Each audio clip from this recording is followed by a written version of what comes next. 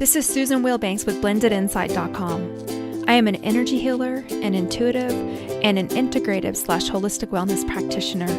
In this podcast, I share tips, tools, and strategies that have helped me along my journey, and hopefully some of these things can help you along yours. Let's get started. Hello, bright soul. Thank you so much for joining me. I hope you are doing well wherever you are in the world. I'm feeling pretty renewed and excited because June is upon us and it's almost summertime, and I am so looking forward to milder temperatures and being able to leave my house without a jacket. I have just had a really tough winter. Here in Colorado, it's been really cold and we didn't really have a spring. We got another big snowstorm last week and it's just been really tough. So I am just so thankful for the changes in seasons, and I'm looking forward to summer. So for today's podcast, I want to talk about something that I've really struggled with my entire life. And chances are, if you're a codependent or you are an empath or you just weren't taught, you also struggle with this area, and it is boundaries and emotional limits. I wanted to dedicate a whole podcast to this because it's really layered. It's not so cut and dry and simple. And so I'm hoping that this podcast will help you to get the tools and the tips that have helped me. And of course, we'll do an energy healing at the end. So I first wanted to start off by saying a boundary is just a limit. For me, growing up in a codependent household with a mother who is an alcoholic and two older twin brothers that roughhoused me and beat me up, I didn't know what a limit was. And I know that this pattern started really young in me because I really had no sense of self-esteem or self-worth. I had that dysfunctional sibling relationship with my older brothers where they roughhoused me. They used me as a punching bag. They bullied me, beat me up, and I was left alone with them a lot, which is super common in sibling relationships. And on one hand, you can laugh about it, but on the other hand, I mean, I'm a mother. If someone treated my daughter like that, children or not, I'm going after you. I would not let them do that because I know the damage it does. It's not right. But I know my mother was beat up by her brothers, and for her it was, okay, well, that's just normal. And in many households it is. But for someone that comes in with a mission of healing others, it's a little bit hard to learn how to speak up for yourself when you're constantly being belittled and put down and beat up. So that's where it started with me. And my brothers, they're not here anymore. They both transitioned, and I've shared that before. One died at the age of 22, the other at 32. And I love my brothers. They didn't know any better. They were just, they had that sibling dysfunction where maybe you're a little jealous, or yeah, you're a girl, but I'm a boy and I'm just going to beat you up. And I mean, it created a tremendous amount of anger inside me. And gosh, I used to go to elementary school and fight people because that's all I knew is how to physically fight people. So in some ways I can say maybe it helped me with surviving, but there's such better ways to do that. And I really didn't put two and two together until, I don't know, years into my healing path where I'm like, okay, so I basically had a codependent household in many ways.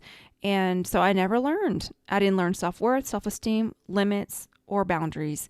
But I'm going to share with you what really helped me to shift this so that if you relate to any of that, you can also shift it in yourself. Boundaries and emotional limits are particularly important because they help us honor ourselves and teach others how to honor us and treat us. And if you're a codependent or an empathic person, chances are you can lose yourself, or you have lost yourself, in other people because you relate to their needs so deeply. And what's really important for you to know is that self-care is not selfish. It's necessary. Boundaries are not selfish. Selfish behavior is different than healthy boundaries. Healthy boundaries help us to function properly. It helps you to give from your overflow. And the thing with lack of boundaries is that it will cause you to get physically ill. And I've experienced that too because you wear yourself out on a physical, energetic, and emotional level. And if you've noticed, a lot of caretakers have massive health problems because they are overgiving, and it is not healthy. So the very first thing that we do when we're setting emotional limits and boundaries is you have to give the people in your life permission not to like it. They won't like it. You have co-authored a certain pattern with these people in your life. And when you decide to change it, it doesn't mean that they've also agreed to change it. So they aren't going to like it at first. So you have to already know that. And I know for myself, I don't like confrontation and chaos. I've gotten better with it, but I was an extreme avoider of confrontation for most of my life. So I would just continue to do things to avoid the conflict. But in the end, it isn't healthy for anyone because that's not right. Nothing's going to change if I just never want to confront something that needs to be confronted. So you have to give the other person permission not to like it. Also, just because you wouldn't do something to someone else because you consider that a violation of a boundary doesn't mean that that person is ever going to realize that they are violating a boundary if you don't tell them. I remember just sitting, because I'm very logical, so I would sit and think like, could that person really think that's okay? Can't that person see how out of balance the scales are here? And no, the person couldn't, because it's my responsibility to give a voice to what I consider to be right and wrong. And it's my responsibility to stand up for myself as an adult. So if I don't give voice to what I consider to be okay with me, how in the world can I expect anyone else to figure it out? That's just not the way it works. So don't expect for someone else to just suddenly figure it out. You have to actually give your thoughts and your feelings a voice and say what it is that you want and what you feel would honor you. And eye rolls and passive aggressive behavior doesn't help, or it doesn't work. Because I've done that too, where I'm just stewing inside, but I hold it in because I don't want to rock the boat. And in the end, does it matter to them? No, because I'm still getting done whatever it is that I didn't feel like I should do, or they're getting away with it and I'm the one stuck with my own resentment and upset. So in the end, does it really make that much of a difference for that person? No. And so passive aggressive behavior it doesn't work. It just does not work. And I know it's a learned behavior, and so you can unlearn it too. So here is how you can tell in yourself when you really need to set an emotional limit or a boundary. Basically, a healthy emotional limit is the sweet spot between guilt and resentment. So if you're not doing enough, you'll feel guilty. And if you're doing too much, you'll feel resentment. And the reason why I love that is because emotional limits and boundaries are different for everyone. You may be okay doing all the household responsibilities. You may be okay doing all the shopping, or you may feel like it needs to be split. It's totally individual. And so you have to really be aware of how you're feeling inside. I had shared before, I got in a relationship with someone who was very emotionally needy, and I found myself in resentment almost all the time. I was doing all of the shopping, cooking, cleaning, taking care of my daughter, and then in my free time, I found myself sitting down being a career counselor to this person, and it was just, he was a taker. And you know what? It was my fault because I was holding all this stuff inside, trying to fulfill that abnormal patriarchal woman societal pressure that we have, where women need to be the perfect mother and stay thin and fit and cook healthy meals and do all the cleaning and also do all the shopping and work full time and be a nurturing ear. Stop it. We have this societal pressure that is absolutely absurd, and it's for sure from the patriarchal perspective. And so I have just decided I am no longer going to participate in that, and we have to shift it. But at the end of the day, it wasn't his fault. He had those old-fashioned views, and I allowed him to get away with it because I didn't want to rock the boat. Again, like I said, he was like very emotionally needy, so his energy would drain me and bulldoze me, and I didn't have the voice or the language or the tools to actually speak up and say, I'm not going to do this anymore. You need to split this down the middle. I understand you're not feeling well, because that was the other thing. He was like a very sickly person. So if I had just stood up for myself and said, I get that you're sick, but you're making me sick, and so I can't do this anymore. I didn't do it. So it was on me. And what I love about how the universe orchestrates these things is that I had thought that I was at a place in my life where I was really good with boundaries. And I had gotten much better than what I was when I was growing up. But there's levels of truth and levels of healing that we experience. So there's no need to get frustrated with yourself when you're presented with another opportunity to heal and to go to the next level. The way I saw it was like, I mastered elementary boundaries, and then I mastered middle school boundaries, and then I mastered high school boundaries. And then I got into a bachelor program for boundaries, and I thought I'm good. I healed it. I am awesome, ready to go. And then all of a sudden I find myself in a PhD boundary program where I'm like, wait a minute, this isn't going to work. And so I wouldn't be talking to you about this right now if I hadn't experienced this. So I'm grateful for it because it showed me areas in myself that I still need to heal. And I can't blame him. I didn't speak up for myself. Now, when I did speak up for myself, now that's when things started to get real. And I'll share that too. So I like to use myself as an example because it basically illustrates to you how I applied this in my life to help to inspire you and give you ideas. And also to let you know that I'm not just throwing some stuff out here. I've lived it. I mean, and there's been countless examples, but I'm just using this one as the most recent. So in this particular situation, I'm an energy healer. So I was doing countless healings on this person. I had other people working on this person, and I was using all my energetic tools. So when he would come around, I would cross my arms and legs to prevent him from cording my solar plexus. I would imagine sending beautiful healing energy to him while he was, talking about things that he wasn't willing to change. And that was my frustration with him because I'm very much a compassionate listener. And I get that comment a lot about how even if I'm not in a session with someone, like in a professional setting, just day to day, where I'm a compassionate listener. And it's because I am empathic, but I get frustrated with people that just want to dump on me and never want to make a change. I can't do that because my energy is so precious and I only have so much of it to go around. And he was one of those types of people that literally complained about the same problem for years and years and years and would never, ever change it. And when I would give suggestions, he would shoot them down because he wasn't ready to change. He just wanted to suck me dry and he didn't realize it energetically. So I would send healing while he was talking to protect myself. I was cleaning the cord between the two of us. Everything that I would ever do in a private session that I do with my clients when they call and book a session with me, I was doing it for him, in addition to having other colleagues of mine work on him and me.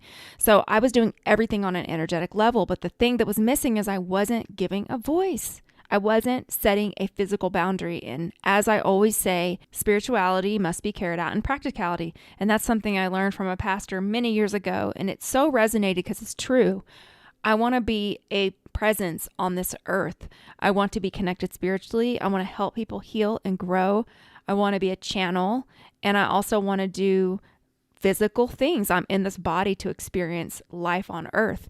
And so the way I see it is you got to do the energy healing part and meditate. That comes first, and then everything else starts to flow. But, there's physical lessons that we also have to learn. And me speaking up for myself was one of them. And I think the universe was like, okay, you've learned all these energy healing modalities. You've established a practice. You're doing your meditation. You're connected. You're hearing all of that. Good job. But I got another one for you, sister. It's like, okay, you got all that down. Now it's time to up level you. You have to learn how to speak up for yourself. And what better way than to learn to speak up for yourself with someone who you've co-authored this situation with that was incredibly toxic. It had been years in this toxic setup where I was being drained and my health was beginning to suffer. And it was starting to overflow to my daughter because she could feel my energy. We're connected. And I was drained, but I was still getting everything done. If someone just looked from the outside and they weren't empathic or spiritually connected, they would say, oh, you've got a really good setup. But they didn't know on the inside I was dying. So here's what I did. First of all, I did my best to deepen my spiritual practice so that I felt nice and grounded in my body. And I started saying no. So when I was asked, could you do this or could you do that? I would check in with myself. And if I felt that indicator, do I feel guilty or do I feel resentful? And when it was tilted to the resentment side, because I did never feel guilty because I was overgiving. But maybe in some situations you are feeling guilty and you need to give a little bit more. I was in constant resentment. So I would just say no. And I started taking things off my plate. I'm not going to cook that dinner. I'm not going to go to that event. I'm not going to listen to this conversation for the 400th time. I have things to do, so I'm sorry I can't listen. I can give you 15 minutes and that's it. I started setting those limits and he didn't like it at all. But remember what I said, you have to give the other person permission not to like it, because if you continue to bend over and and try to please them, you will end up in this same predicament, and you are the person that suffers. And I will tell you, he got upset, and his family was upset. They were all upset, and I was better. I started getting much, much better because I started getting my power back. And, here's the thing. When you start to set boundaries, everyone doesn't need to be in your life. And I know that that's hard because we cling to situations and we end up not speaking our truth because we have a fear of being alone or not. We have a fear of not being valued, or we have a fear of losing people, and I get all that. That's part of a codependent empathic trait. It's also part of just being a human. We want to be loved, valued, accepted, so I understand. But at the end of the day, do you want quality people in your life that respect your boundaries and that make you feel better when you're around them? Or do you want to be with people that drain your energy and make you feel depleted? That's another thing to really recognize in yourself. Who makes you feel better and who makes you feel worse? You have to be really clear on that. And that's an individual choice. It's an individual decision. It's an individual indicator that you have to decide for yourself. So here's what you do. You just begin to check in with yourself. Do I feel resentful or do I feel guilty?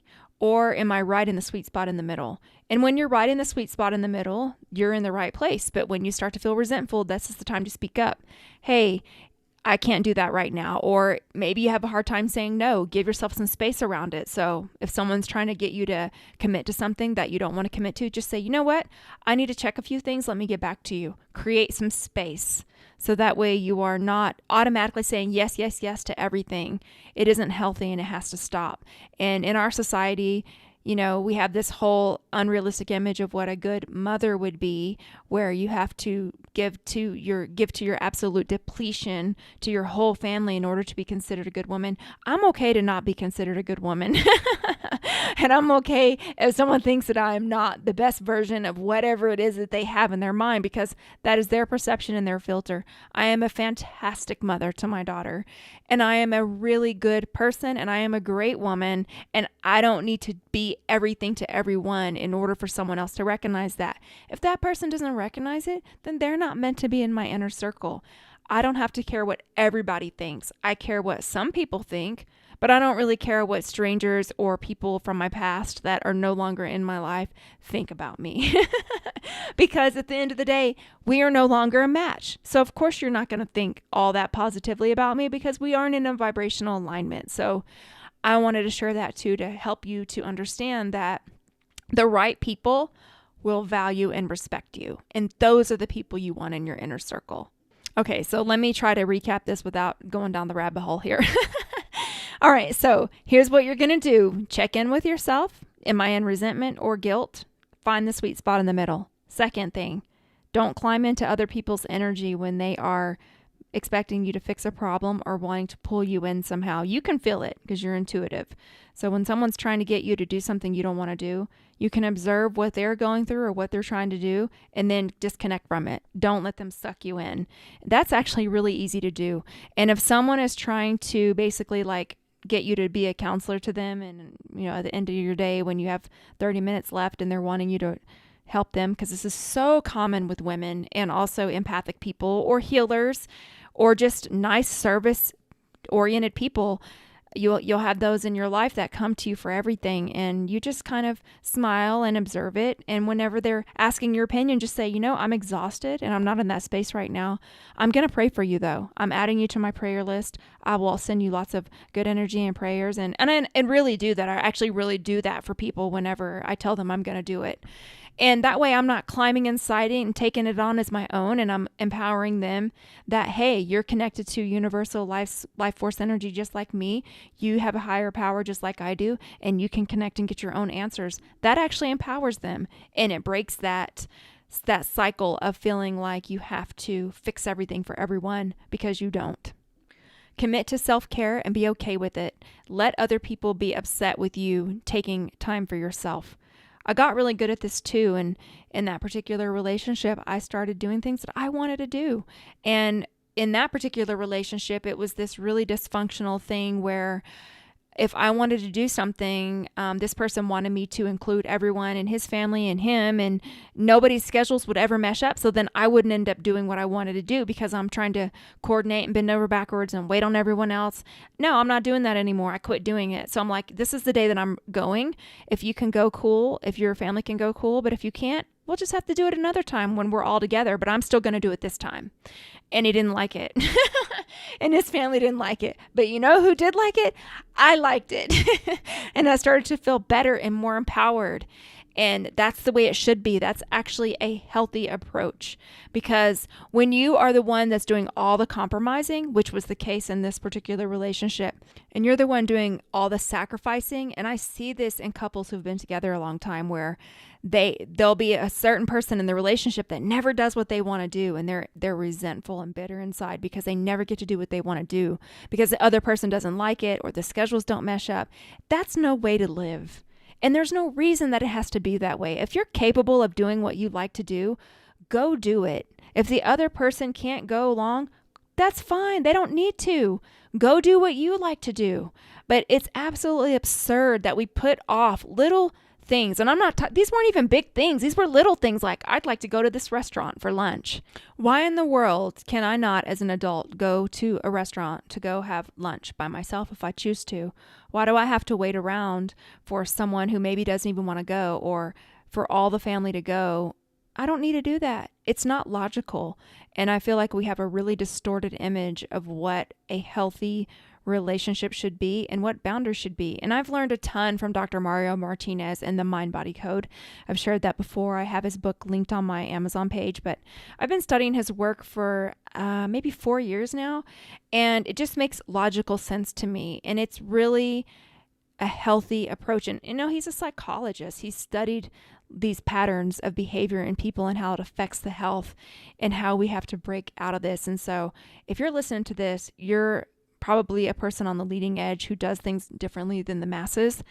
And I'm also that person, so I'm okay for it to start with me. And most importantly, I would like to teach it to my daughter because I really want to create a new generation of healthy people with boundaries and limits who love to give and learn and grow, and who don't have to just develop into a bitter, miserable person.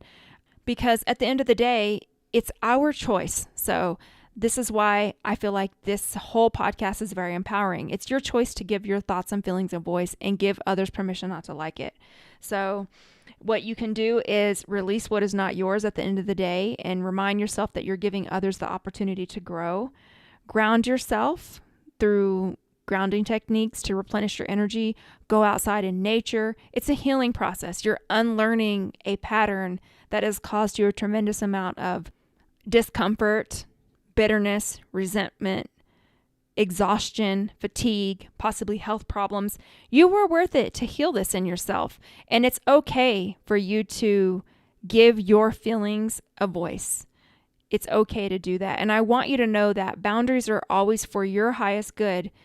Any loss you experience as the result of setting a boundary is not a true loss, because in the end, you're going to gain strength, respect. You're going to get your energy back, your power back, and you'll send out the vibrational signal that you're worthy. And the root of this is feeling unworthy, feeling like you have to take the short end of the stick, feeling like other people won't like you if you stand up for yourself. It's an old wound that must be stopped and healed. Do the energetic techniques, do the inner work, but also give your boundaries and your emotional limits a voice. It's a work in progress. I'm still doing it.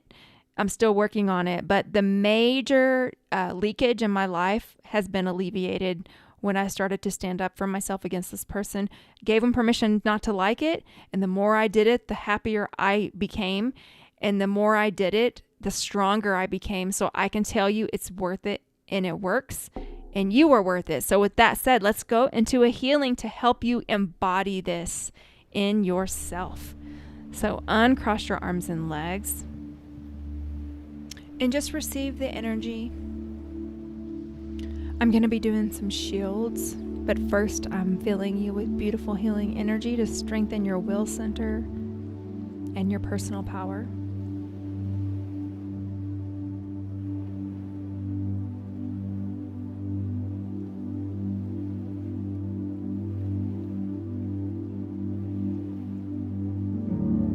cutting cords. You might hear me spraying over here.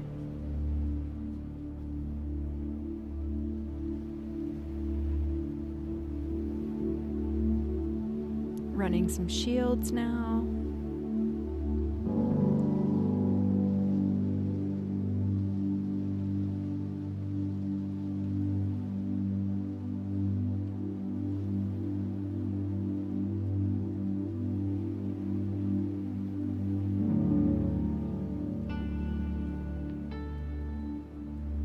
Okay, and so it is. Okay, I really hope that helped you. I hope there's something in this podcast that resonated with you, something you can take forward to help you to set your emotional limits and your boundaries and be a happier, healthier, more fulfilled version of yourself. Also, please like and subscribe this podcast. Leave me a review. Subscribe to my YouTube channel. Get on my newsletter. Go to my website, blendedinsight.com, and right on the front page, you will see where you can sign up for my newsletter. You will get lots of nice free tips and reminders from me through that outlet. And I just want to thank you so much. Thank you for being a part of this community. Thank you for connecting with me. And thank you for listening to this. I'm sending you all my love. Have an amazing day and week. Bye-bye. Take care.